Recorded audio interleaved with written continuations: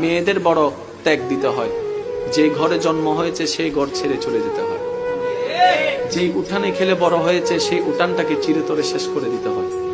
একটু ভালো করে দেখলে দেখা যায় মেয়েদের কিন্তু আসলে কোনো ঘরই হয় না। বাবার কাছে থাকলে বাবার বাড়ি, স্বামীর কাছে থাকলে স্বামীর বাড়ি, ছেলের কাছে থাকলে ছেলের বাড়ি, নিজেদের আসলে কোনো বাড়ি হয় না। মা জাতি বড় অদ্ভুত। আমি মাঝে মধ্যে ভাবি, আল্লাহ যদি মা জাতিকে সবরের পাহাড় না দিতেন, পৃথিবীতে সংসার শব্দটা টিকতো না, পৃথিবীতে পরিবার শব্দটা টিকতো না।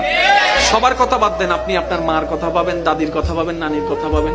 আমাদের মা, আমাদের দাদি, আমাদের নানি যে ত্যাগটা দিয়েছেন, যে সহ্যটা করেছেন, ওনারা যদি অধৈর্য হতেন আজকে কারো পরিবার কিন্তু ঠিক থাকতো না।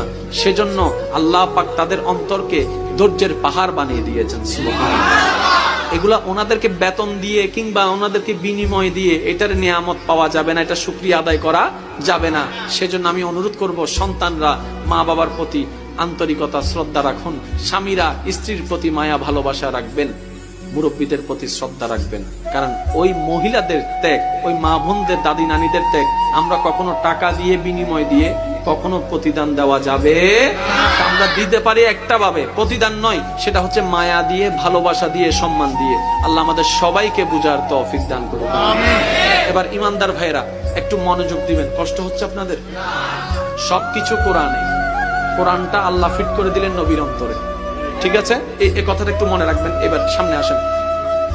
প্রথমে বিয়ে দিবেন কাকে? বড়জন, তারপরে সেজ, তারপরে ছোট। 1 2 3 4 5।